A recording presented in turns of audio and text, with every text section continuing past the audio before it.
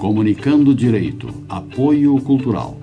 Soster Imóveis, Avenida Assis Brasil, 4990, Sala 201. Telefone 3340 8143, Porto Alegre. Estamos entrando no ar com o programa Comunicando Direito da GESUL TV, canal 6 da NET. O nosso programa, que é um programa de debate jurídico, questões políticas e outras coisas, vai ao ar nas quintas-feiras às 13 horas, nas sextas-feiras às 21 horas e aos sábados às 20h30 horas. Nosso programa hoje está composto, está com a bancada cheia aqui hoje, né? A doutora Ângela Beatriz, doutor Demerval Trajano, doutora Márcia Plasto e doutor Luiz Fernando Plasto. E hoje nós temos aqui vários assuntos a serem debatidos, né? E o primeiro deles foi uma famigerada, eu diria assim, famigerada decisão do ministro Gilmar Mendes suspendendo... Corretíssimo. Como é que é? Corretíssima decisão. Corretíssima? Corretíssima. Olha, há controvérsia. Há controvérsia. Bem, como se sabe, o juiz Marcelo Bretas, ele tinha concedido uma medida, aquela questão da falcatrua da FEComércio, na qual os advogados faziam contratos,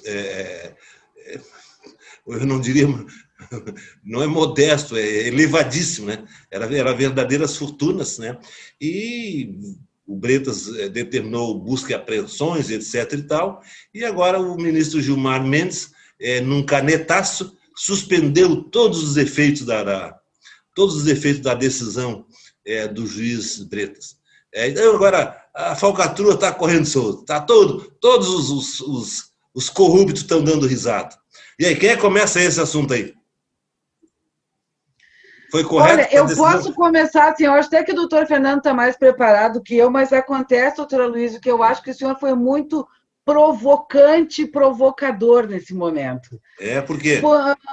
Por alguns detalhes. Assim, eu acho que o ministro Gilmar Mendes, como garantista, eu acho que ele tem que fazer exatamente o que foi feito. Eu acho que não foi um canetaço, né? A gente até nem pode usar, eu não usaria essa expressão do canetaço, tendo em vista que ele é um ministro do Supremo Tribunal, né? E ele deveria, então, deferir ou não um pedido que foi feito pelas seccionais da OAB. Só um detalhezinho, doutora Márcia. Nessa hipótese aí, sabe o que acabou, inclusive, ocorrendo? Supressão de instância. O Supremo não é o fórum competente para decidir questão do primeiro grau. Tanto é que já havia sido interposto medida no TRF1, que é o competente, que é a segunda instância da Justiça Federal, e foi negado o pedido. Aí tem o seu Gilmar Mendes... Mas a Justiça Federal nem mesmo é a Justiça competente para julgar, doutora Luísa. É o pai de todos. Gilmar Mendes é o pai de todos. Não, eu entendo, doutora Luísa... Houve supressão de instância. Data máxima vênia, doutora Luísa. Eu gostaria de lhe dizer o seguinte. Em primeiro lugar, quem não é competente para determinar busca e apreensão é o Marcelo Bretas.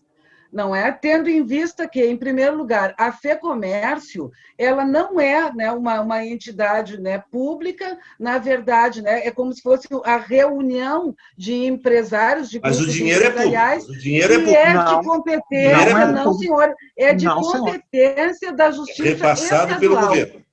E se tiver que ser investigado, é pelo Ministério Público Estadual.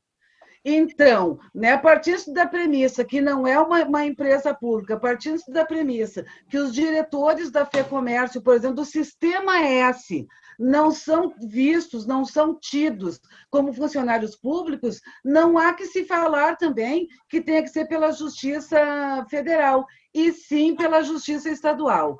Como foi levantada a possibilidade de que estaria sendo compradas sentenças no STJ, então, assim, por que só se fala de quem compra e não se fala de quem vende?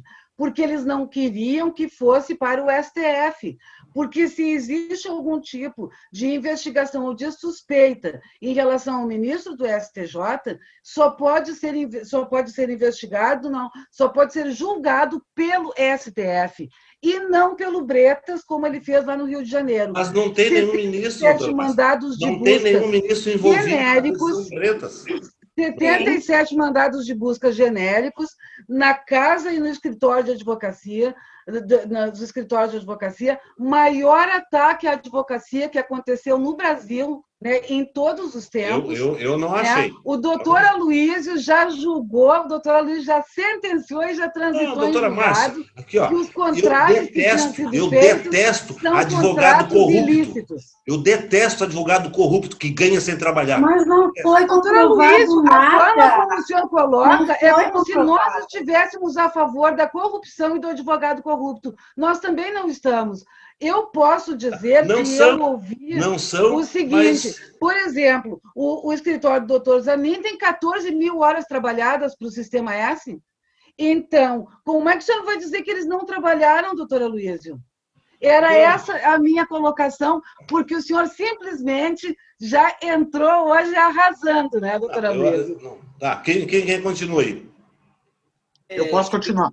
Continua. Pode, doutor Demerval, vai o senhor, que faz tempo que não participa, vai o senhor primeiro. Eu entendo que o Gilmar Mendes, o Bolsonaro está fazendo umas trocas no STF, e o Gilmar Mendes se fala sempre em venda de sentenças, se fala muito em impeachment de Gilmar Mendes. É claro, ele é um juiz, um magistrado, um ministro do STF, né, da mais alta corte, mas geralmente as sentenças que ele tem dado, os habeas corpus, tudo monocraticamente, geram uma insegurança, geram a bocas pequenas, como se fala. Gera insegurança e suspeita. Exatamente, entende? O que acontece? Teria que ser feito alguma coisa, porque qualquer processo que chega a ele barra, ele liberta, ele solta, ele suspende. Eu nunca vi o Gilmar Mendes dar uma decisão contra os corruptos, só a favor deles. Agora, eu acho que o senhor também nunca viu ele dar uma decisão inconstitucional. É o que se alega, né? Que ele está dentro da lei. A lei, claro que nós temos também, você sabe, né? O livre convencimento fundamentado, né? O magistrado tem esse poder, só que geralmente assim, é aquela coisa, parece que lá no juiz passa uma boiada sempre, entende? Não se pode falar, afirmar categoricamente, mas chega nele, ele barra, parece que ele está fazendo um desserviço ao Brasil. Sabe? Qual é o problema, doutor Demerval? Concordo plenamente com o doutor Demerval. Os ministros têm medo de dar habeas corpus. Eles não têm mais cabelo no peito para conceder um habeas corpus. Só o Gilmar o nosso país se transformou assim, é um judiciário policialesco e as pessoas são punitivistas ao extremo. Então, o que as pessoas querem? Prende. Tem que prender todo mundo e não pode soltar. Não pode se conceder um habeas corpus, aí o ministro já fica com a pecha de corrupto. Aí o doutor Aloísio, que sempre chamou aqui o presidente Lula de ladrão, de corrupto. Hoje o doutor Aloísio, que nunca viu ele dar uma decisão que tenha sido contra um corrupto. Mas o corrupto, aos olhos do doutor Aloísio, que é o presidente Lula, já teve uma decisão contra ele para não ser nomeado como ministro da presidenta Dilma. E aí, doutor Aloísio? O senhor acha que o presidente Lula é corrupto? E ele não deu. Eu não acho que o presidente Lula é corrupto. Quem acha é a Lava Jato, que condenou ele 2 vezes, não sou eu. Condenou ele. A Lava Jato que é o carro-chefe da corrupção, doutor Aloísio. A Lava Jato perdeu a mão. Não. A Lava Jato... Desculpe, por favor, o Ministério Público, a Polícia Federal, é tudo corrupto. Os inocentes são aqueles que metiam a mão no dinheiro público. A Lava Jato talvez se exacerbou, mas ela todos os partidos, né? Então entendo que ela não é assim. Claro, eu acho que o maior prejudicado foi o presidente Lula, sim, né? Era o Prócer que foi mais prejudicado com a Lava Jato, mais o julgamento da Lava Jato. Mas eles perderam, né, gente? Vamos ser coerentes. O presidente da Câmara, o Cunha, a Lava Jato, ela eu não sei, assim, ó, no caso do Lula, eu entendi que extrapolaram um pouco, né? Uma coisa, até hoje, aquela coisa que eu tinha terminado o grampeamento telefônico, o Moro continuou, divulgou, quer dizer, julgou ele politicamente, né? Porque judicialmente não. mas entendo que a Lava Jato puniu o quadro de todos os partidos, né? Vamos lá, quem vai? Quem continua? E destruiu o país. Tá, quem continua aí? Nosso amigo... Doutor Luiz Fernando, vou ficar por último. Oi. Vou lá, então. Vou tentar falar um pouquinho. O Sérgio Bretas é a versão piorada do Sérgio Moro. Marcelo. O Marcelo Bretas, exato. Desculpa. Porque ele investiga o que não tem que ser investigado. Ele investiga pessoas que ele não tem competência para investigar. Ele estava investigando o ministro Napoleão Maia, que é o atual presidente do STJ. Tá? Então, não, o presidente do STJ não é o Maia. É aquele que o filho está envolvido em venda de sentença. É o filho, não é Napoleão Maia. É o filho que, inclusive, fazia intermediação de sentença lá no STJ. Sim, então, o que eu tenho aqui de pesquisa é que o Napoleão Maia foi investigado indevidamente. Então, se ele não é o presidente, ele é ministro do STJ. Também não poderia ter sido investigado. Que graças a Deus, está se aposentando agora, parece. Que, inclusive, o Gilmar Mendes também concedeu uma medida liminar para ele ter acesso às investigações que foram feitas contra ele. O Bretas se arvora a querer pegar todos os processos, querer ser agora o Sérgio Moro da vez. Ou seja, juiz que abarca para si todos os crimes em que possa estar envolvido políticos ou ministros do STF ou STJ. Essa delação do Orlando Diniz é um escândalo, é um verdadeiro escândalo para a sociedade jurídica brasileira. Ela só foi homologada, segundo a revista Época, depois que ele concordou em acusar grandes escritórios de advocacia em troca da delação. Diniz ganha liberdade e o direito de ficar com cerca de $250 mil que ele tem em contas depositadas no exterior. Palotti também ficou com esse direito? O Palotti também pegou prisão domiciliar? Sim, ele falou que o MP pediu. Ele falou que o Ministério Público pediu. É outro delator mentiroso. Palotti pegou e outros, mas Dirceu também pegou prisão domiciliar. Todo mundo pegou do PT. Esses delatores que fazem delação forçada para com dinheiro... Os militantes do PT, prisãozinha domiciliar, etc. Agora, quando dá para um delator, lá, que não é do PT, aí não pode.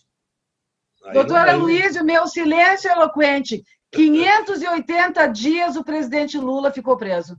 Injustamente numa masmorra em Curitiba. Com a condenação de primeiro, segundo e terceiro grau. Sim, claro, nós já sabemos disso, não é, doutora Luísa? Entendo também, né, colega? Continua, doutor Luiz Verão, continua. Segundo trechos vazados da delação do Orlando Diniz, mostram que o empresário foi dirigido pelo Ministério Público Federal no processo. Em muitos momentos, é uma procuradora quem explica o que Diniz está querendo dizer.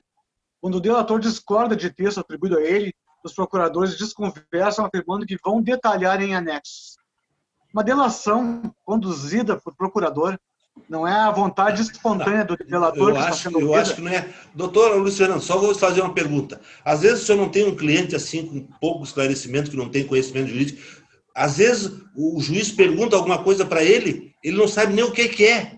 Aí tu tem que esclarecer, o juiz está querendo saber. E o presidente da FEComércio, o senhor acha que essa presidente pessoa da FEComércio. Ele não tem formação jurídica.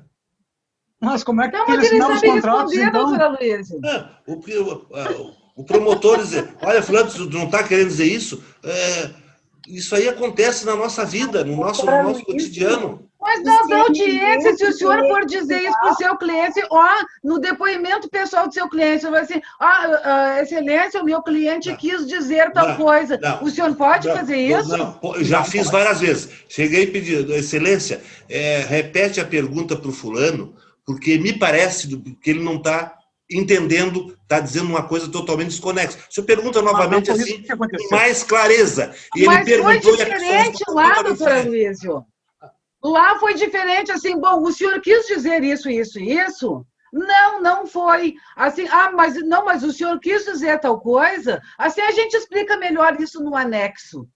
Fala sério, não é, doutora Luísa? Então vocês acham que... Qual é o interesse? Qual é o interesse que o Diniz tinha em mentir, gente? Mas ele já tinha feito uma delação que Ele não foi tentando aceita. fazer uma 30 delação milhões, em o 2018. Zanin tomou 60, lá o de Ele São Paulo tinha- tomou mais 50. Qual é o interesse, doutora Luiz? O interesse dele é a liberdade e ficar com 250 mil dólares em contas no exterior. E Esse é o interesse. qual é o interesse do Ministério Público em acusar um inocente? Eu não sei, mas aqui, segundo a O reportagem da senhor revista perguntou há Época, pouco tempo qual era o objetivo do Ministério Público. Sempre é condenar. Foi a sua resposta. Não, o Ministério Público pede condenação quando ele O se senhor convence perguntou da qual é o culpabilidade do objetivo do réu. Ministério Público. Pede absolvição Mas não o quando ele se Ministério Público do Rio convence de Janeiro. que o réu é inocente. mas não o Ministério Público Mas Federal não que está envolvido em responsáveis política. pela Lava doutor. Jato, doutora Luiz. Tá bom? Vou deixar a doutora Antes falar um pouquinho, não falou nada ainda. Deixa Tá vendo? eu Aqui a dizer uma peleia. frase antes. Tá, pode dizer. Posso, doutora, uma frase Pode, antes? claro. Pode, A pode. Lava Jato foi criada para investigar os crimes cometidos pela Petrobras. Ou seja, não tem nada a ver com Petrobras, aqui é FEComércio, uma entidade privada. Então, o Bretas não tem o poder nem competência para incriminar pessoas que estavam ligadas diretamente à FEComércio. Isso é competência do Ministério Público Estadual do Rio de Janeiro. E é o momento que ele investiga ministro do STJ, do STF, ele está cometendo crime. Então aqui o juiz competente e honesto tem que ser preso. Vamos soltar os ladrão tudo. Doutora Ângela. Competente e honesto que vai na chegada no aeroporto receber o Bolsonaro, que é um juiz político. Esse, para mim, não é um juiz competente, ele é incompetente em todos os sentidos. Bom, Não é? É a minha opinião. cada um tem a sua opinião, né? Eu Sim, falo debate pelos é esse. fatos. Eu falo pelos fatos. Doutora Ângela, continue. Depois eu vou falar, porque eu Não é porque... eu só intervi até agora. Fala, doutora Ângela. Estou esperando o senhor me dar a palavra. Não é porque ele é juiz que ele está acima do bem e do mal, muito menos porque ele é juiz da Lava Jato. A gente sabe que ele já teve umas punições, né? Então, assim, estão fazendo tudo de novo. É tudo de novo. Tudo que fizeram com o Lula, como o doutor Demerval disse, né? Extrapolaram é pouco, né? Injustiça, condenações sem provas e grampeamentos, né? Tem esse juiz que o doutor Fernando falou, Napoleão, se eu não me engano, ele teve a conta dele, a conta bancária, quebrado o sigilo, ele teve escuta, ele teve tudo sem autorização judicial. Então, toma-se assim, a Lava Jato fez essa operação agora assim contra os advogados, como assim um ressurgir das cinzas, quando estava prestes a ser, né, extinguida, né, desmanchada. Então tá bem difícil, né? Porque a todo instante os juízes da Lava Jato, o Sérgio Moro e agora o Bretas, rasgam a Constituição, porque eles têm essa vontade de punir as pessoas, de condenar, só que eles já põem isso na mídia de um jeito que as pessoas menos esclarecidas ou menos, não sei, né? Tem conhecimento jurídico, né, doutor? Muita gente está achando já que eles já são culpados, que já tem uma sentença, que já podem chamá-los de corruptos.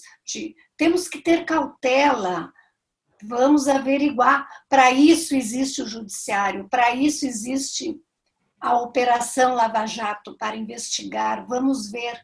Não é porque a Lava Jato disse que eles estavam envolvidos, porque o delator lá disse coisas que a própria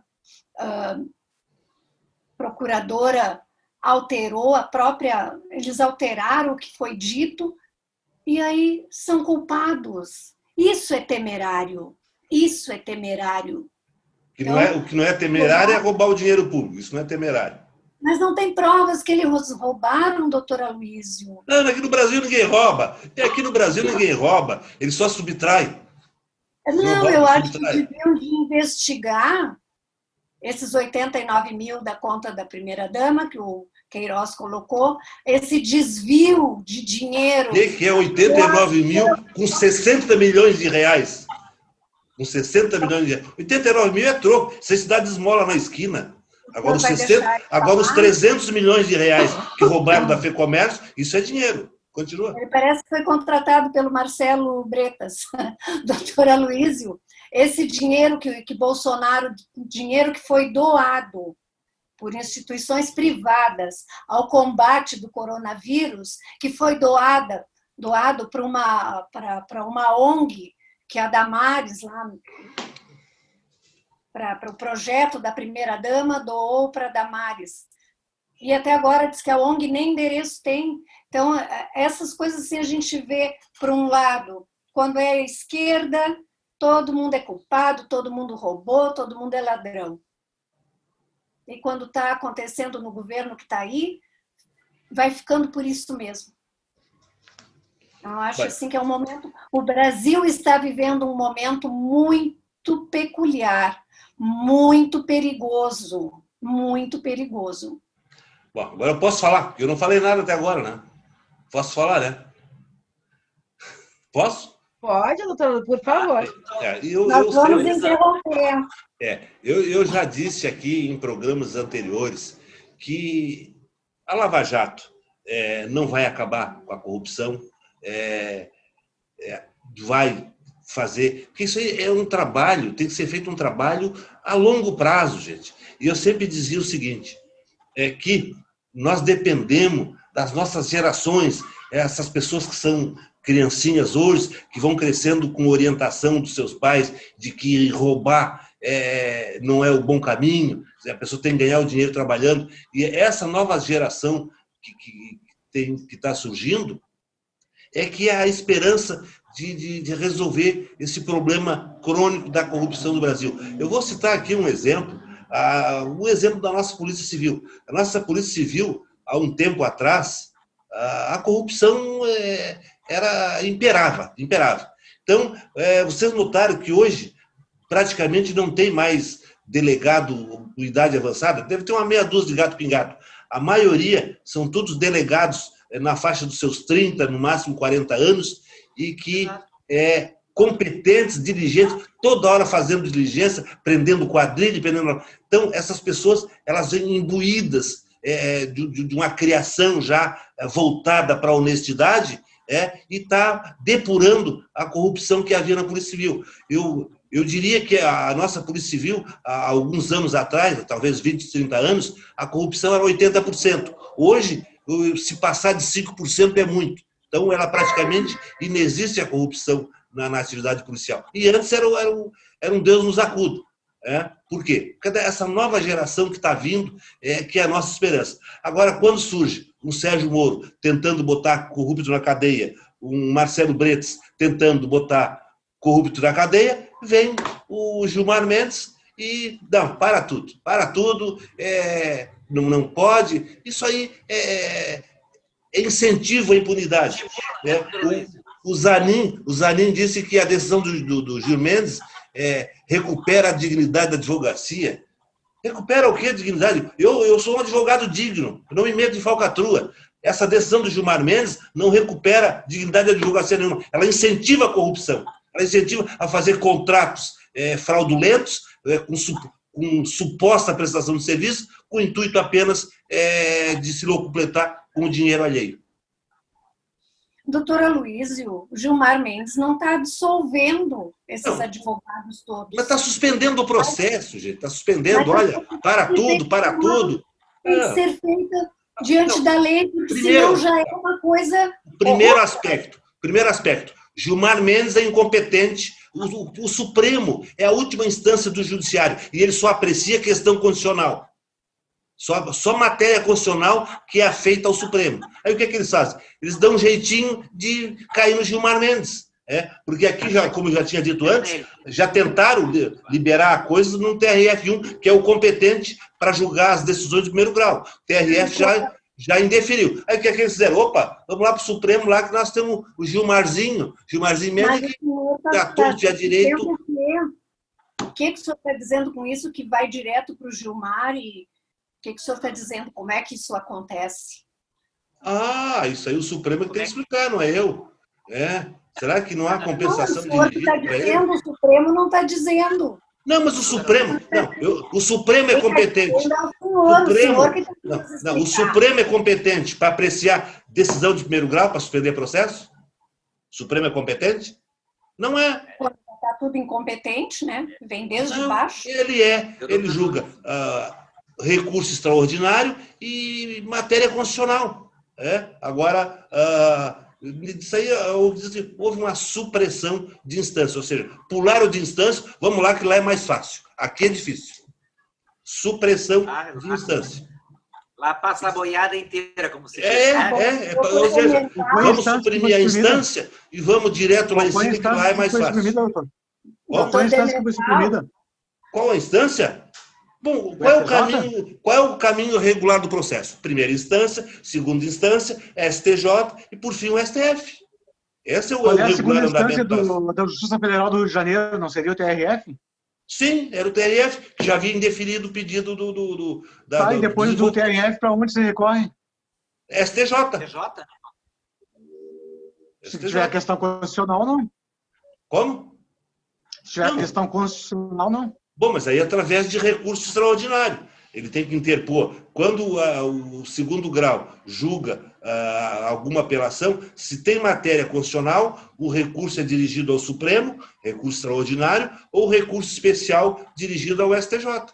Mas não pular uma instância. Sai da primeira, já vai para a última instância. Essa foi uma reclamação da OAB. O Bretas mandou também. A OAB que protocolou essa reclamação no STF. Eu acho que a OAB tem conhecimento de causa para poder entrar em situação, não. Espírito de cor. A OAB é corporativa, o Judiciário é corporativo, a Polícia é corporativa, o Ministério Público é corporativo, todo mundo, as classes, médico é corporativo. Você já viu um médico dar um laudo contra um colega para incriminar ele, para ele ser condenado? Já viu? Eu nunca vi um médico dar um laudo assim. Mas como é que ele um sai com evasivas, pode... ele foge pela tangente, e o advocacia também... Mas como é que o juiz da Justiça Federal vai julgar, ou mandar investigar, ou denunciar, aceitar a denúncia de uma coisa que não lhe compete, que seria da competência da Justiça Estadual? Não é da Justiça Federal, a FEComércio é um órgão privado. Não poderia ter sido pela Justiça Federal. Mas tem outro detalhe também. Assim, o Bretas também ele autorizou a investigação de desembargadores, tá? E de ministro do STJ. Então, assim, ele tem competência para isso, doutora Luísa? Um juiz de piso? Ele pode determinar a investigação de um desembargador? Ele não tem competência e acho que ele não fez isso. Ele não tem competência. Isso é boato disseminado pelo PT. Ele não autorizou, foi citado. Ele não autorizou a investigação contra o STJ. Não, no voto do Gilmar Mendes. Foi o PT que escreveu lá o voto. Ele teve o cuidado, o Marcelo Bretas teve o cuidado de não, mesmo que tenha havido alguma referência a ministro do STJ, ele deixou de lado esse aspecto. Isso não é comigo, isso ele é com teve outras instâncias. Esse cuidado para não sair da vara que ele é juiz. Ele teve esse cuidado para não ir para o STF, doutora Luísa. Ele só falou no comprador de sentença, não no vendedor. É que o processo Por que ele não citou o ministro? Para não, porque o juízo da Lava Jato é universal. O processo só vai para o STF para as pessoas de fórum privilegiado. Quem não tem fórum privilegiado fica na instância inferior. E o ministro do STJ não tem, doutora Luísa. Ele não foi objeto de mas a partir do momento que ele se não compra a sentença do STJ... Ele teve o cuidado, não PT, foi em função a esquerda gosta de chegar e embaralhar as cartas tudo, fazer uma salada de fruta para ver que... Para embaralhar, para enganar o... E a direita, doutora Luísa, a direita gosta, assim, para mim, é enganação. Misturar as cartas, embaralhar tudo. Chamar todo mundo de corrupto, embaralhar tudo, olha, vamos fazer uma confusão. E que tudo seja marcado por um juiz universal. Ninguém vai ser punido. Que ninguém vai ser punido. Então, ele não denunciou. O ministro vai ser investigado lá adiante. Ele tomou o cuidado, ele teve e ele não podia. E acho que ele é tão competente que ele não ia cometer uma burrice dessa e investigar ministro do STJ. Foi referido ao. O senhor acha que o advogado Cristiano Zanin é corrupto? Como? O senhor acha que o advogado Cristiano Zanin é corrupto? Excelente advogado. O doutor Luiz Fernando Quem vai achar se ele é corrupto ou não é o andamento do processo. Agora, o Gilmar Mendes... Eu queria a sua opinião. É? Eu gostaria de ouvir a sua opinião, que o senhor no começo falou... Eu não posso tem que fazer investigar esse opinião. O senhor falou em contratos fraudulentos, doutora Luísa. Doutora Márcia. Exatamente. Um contrato de honorário de 60 milhões de reais para prestar uma assessoria para um órgão, isso chama atenção. Esse é os primeiros aspectos. Agora, eu não posso dizer que ele é culpado ou inocente, porque o processo é que vai dizer se ele é culpado ou inocente. Mas aí o Gilmar não deixa. O Gilmar tranca tudo. Mas é que o senhor generalizou no começo. Não deixou? Trancou o processo, não tem problema. Tá tudo, brecou tudo, brecou, freou o processo. Estagnou. O Poder Judiciário ele era um órgão altamente confiável, né?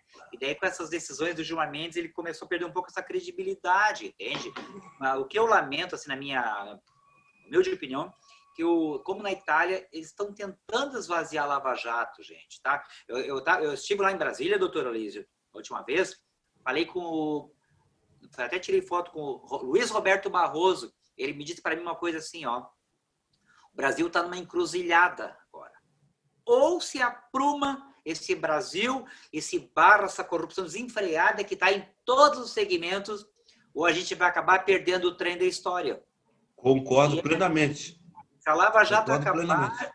Concordo plenamente. Aí quando surge um Sérgio Moro, um Bretas, que começa a meter os corruptos ele começa a enquadrar os corruptos, vem alguém e barra. Aí nós vamos, como o Luiz Barroso disse, acho que ele está certíssimo quando ele disse isso. Eles segundo o Gilmar Mendes, o poder dominante. No futuro.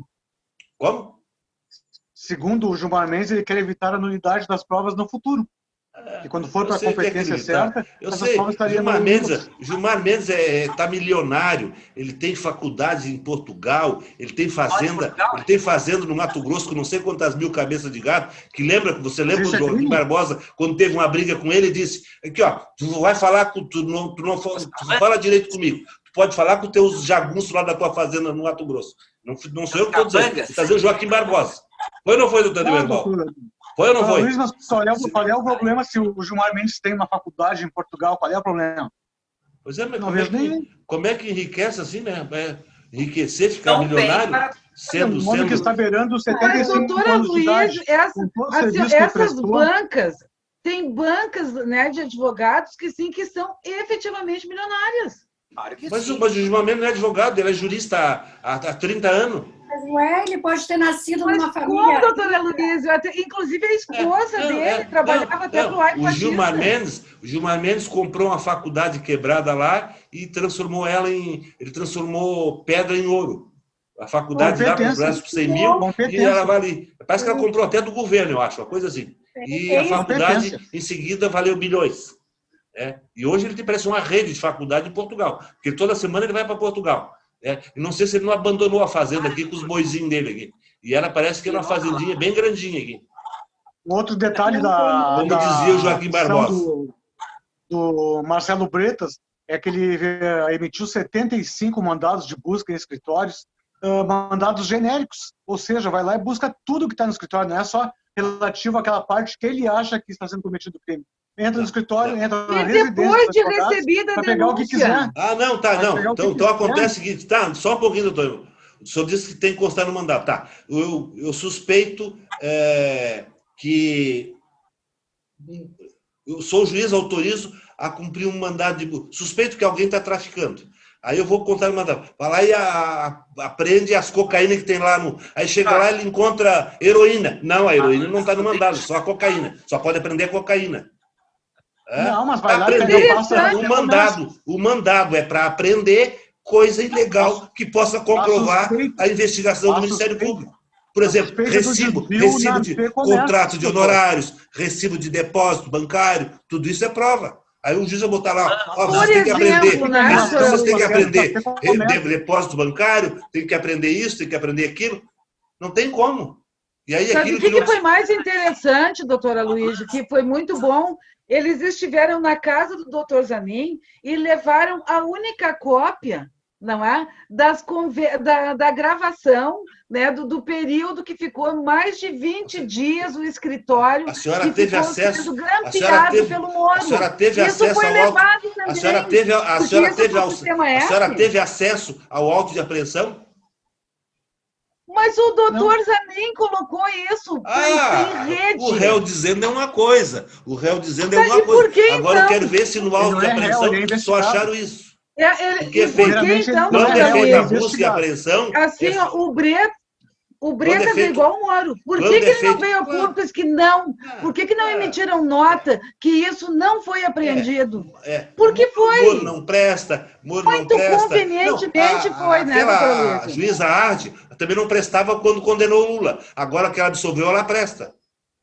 Quem disse que ela presta? É? Quem lhe Que disse que ela presta?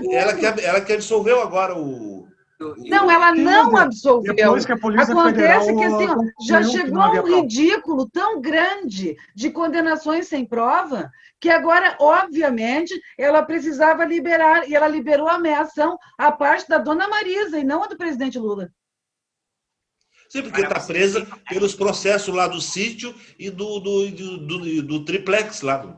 Ele está preso Agora, por isso. eu entendo que o Bretas foi um bom juiz, né? Ele, Não. o Sérgio Cabral, que era do PMDB, está lá com quase 300 anos, quer dizer, ele não tem partido também, né, pessoal, colegas? Não, ele não tem, doutor Demerval, ele só vai aos ele não é eventos um com bom o juiz, Bolsonaro. é um ótimo juiz. Juiz de primeiro grau, como o Sérgio Moro e o Bretas, que tem como dizia o Collor, tem que ter culhão roxo. E eles têm culhão roxo para prender gente lá do alto escalão. Eles não se acovardam. E aí, só que vem lá a turma lá de já cima. que o senhor usou uma expressão bem popular, eu vou usar uma expressão bem popular também sobre o Sérgio Moro. O senhor ouviu, assim que ele se acadelou agora, doutora Luísa? O Sérgio Moro disse o seguinte, que se arrepende de ter saído do governo Bolsonaro da forma como fez. Né? Se acadelou. Né? E eu me arrependo dele ter largado a magistratura para botar mais corrupto na cadeia. Isso eu me arrependo. Pois é, né, doutora Ele não Luísa? devia ter saído. Ele devia ter ficado mais 20 anos lá. Mas como era um projeto de poder, ele saiu, né, doutora Luísa? Nós não ia ter tanto corrupto solto. Projeto de poder, por isso que ele saiu. É o projeto de poder. Condenou o PT, é projeto de poder. Absolveu, aí não é. O Moro achou que ia ser presidente do Brasil. E agora pensa em ir embora para os Estados Unidos. Conja, né, a Rosângela, conja dele, tem dado declarações a pessoas próximas de que a contribuição que o Moro tinha que dar no país, que ele já deu.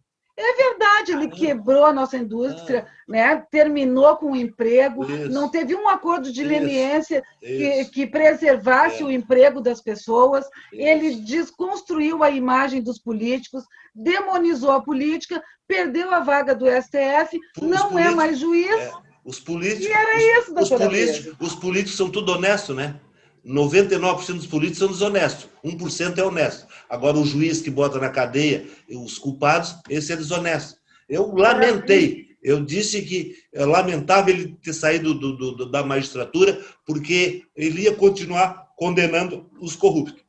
Agora, o algoz de alguns dirigentes do PT, evidentemente, tem que ser demonizado. Né? Então, vocês queriam que tivesse ainda a Odebrecht, a OEAS, essas construtoras, tudo que sangrava o país, com propina para cá e propina para lá. Doutora Luísa, nós éramos a 6ª economia do mundo.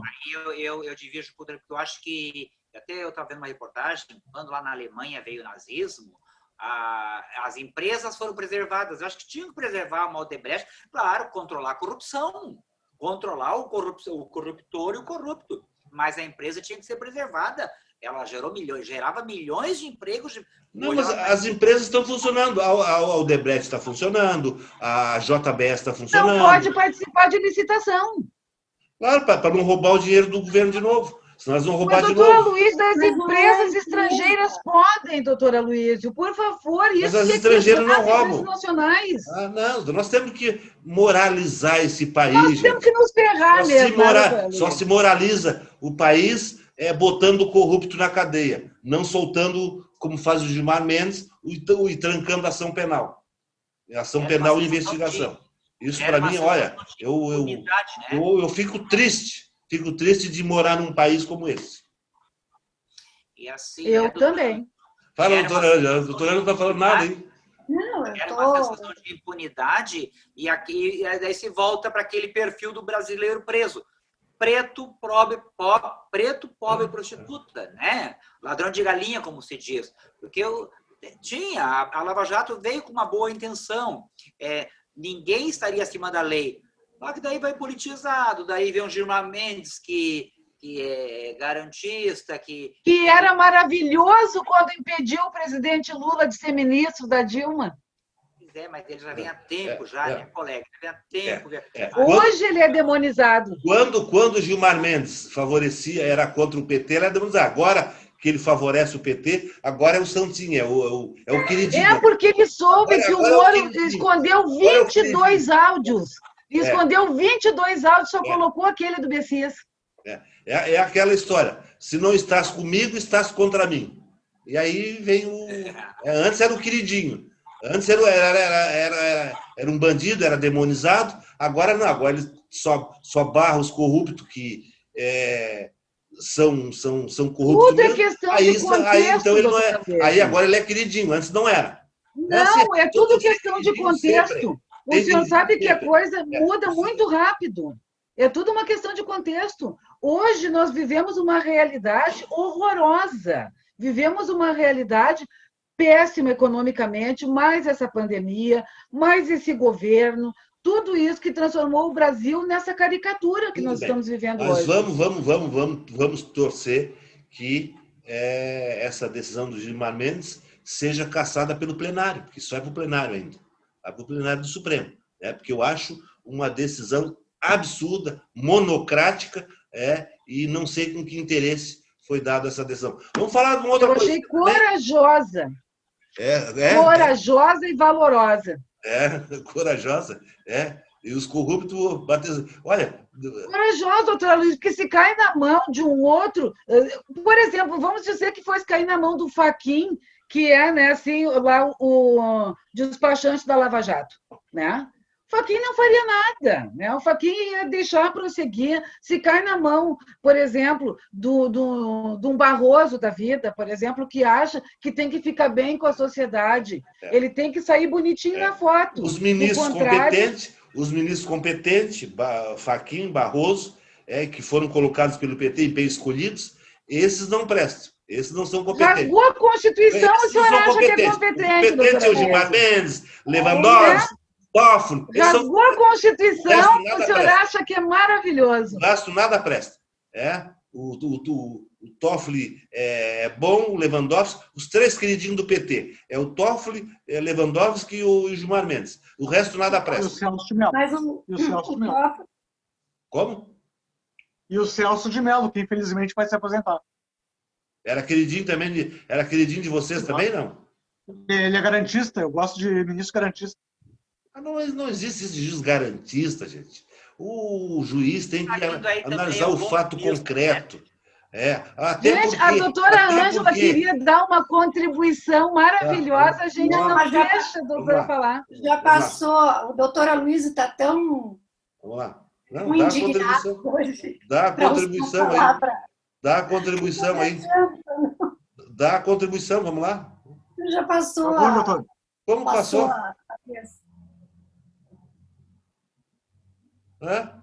A contribuição não vem, então. Estou observando. Tá. Vamos deixar o plenário, vamos ver se o plenário endossa essa.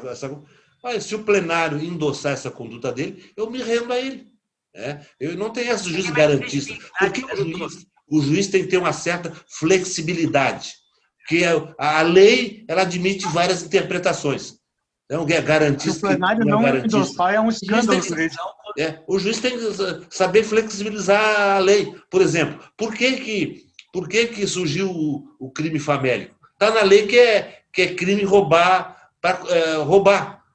Mas o que é que o juiz faz para faz a flexibilização da ordem? Crime famélico não é crime, ou seja, roubou só para comer.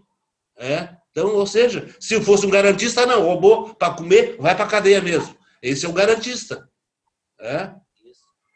Então, o garantista, para mim, é aquele que é que nem cavalo. Só enxerga para frente.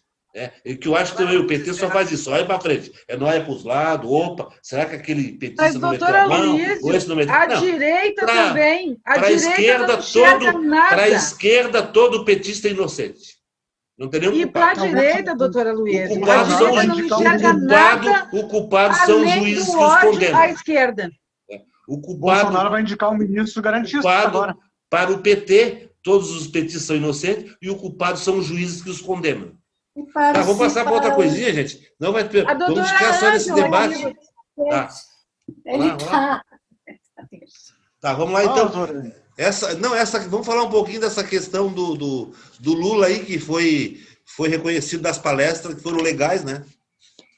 Vamos falar alguma coisa, doutora Ângela, das palestras do Lula.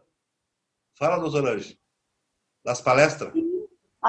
Depois de 5 anos, né, viram que só não tem indícios que possam provar que aquelas palestras não eram legais. Depois de 5 anos, depois de o Brasil inteiro, né, boa parte do Brasil falando, porque o Lula dava palestra de 300 mil, mas que horror, mas que isso. Mas é comum os presidentes, né, os ex-presidentes darem palestra. Isso é uma tradição com os presidentes americanos. É comum isso. Quando tem um valor, né, aquela palestra, eles são convidados, sim.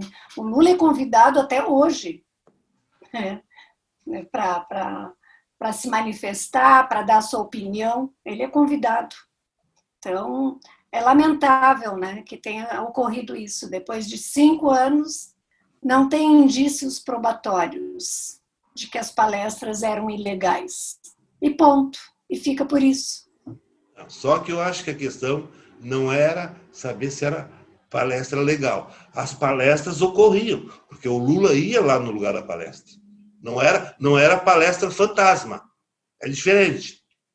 Mas chegaram a levantar essa possibilidade. Não, mas não tem como. Provavelmente tinha registro dessas palestras. Ficava registro. O que se discutia... Você sabe quem é que pagava as palestras dele? Era a Odebrecht, a OEAS, todas as construtoras envolvidas em corrupção é que pagavam essas palestras. Teve alguma empresa não envolvida na corrupção que pagou palestra para o Lula? Se tem, me cita uma. Tá. O senhor está passando a palavra, doutora Luísa? Me cita uma palestra, uma empresa não envolvida na Lava Jato que pagou a palestra para o Lula. Doutora Luísa, eu quero dizer uma coisa. Que é ilegal. Qual? Que não é ilegal. Já foi declarado que não é ilegal. Porque não, fazer palestra não é ilegal. Não é ilegal. O que estava se discutindo é se entendendo que essas palestras, coincidentemente, ela era uma obra do Brasil lá num lugar e uma palestra do Lula. Uma obra lá não sei aonde, outra palestra do Lula. Isso é que era, né? Mas chegaram à conclusão que, na verdade, é o seguinte, chegaram à conclusão que não havia prova suficiente para isso. Não restou, como se diz, não foi absolvido por aquele artigo do 386 do CPP, como é que era? Está provada a inexistência do crime. Não ficou comprovado por falta de provas. A doutora Luísa, as palestras foram sempre proferidas depois do mandato do presidente. Exatamente. Não foi durante o mandato. Doutor Luiz Fernando, o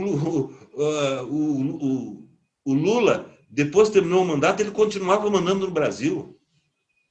Mas tudo que ele mandava, a Dilma fazia. A Dilma era a preposta dele. A Dilma era a preposta dele. A Dilma nunca deixou que ele tivesse qualquer ingerência ou interferência no governo dela. Pelo contrário, se ele fosse presidente na época, não teria impeachment. Inclusive.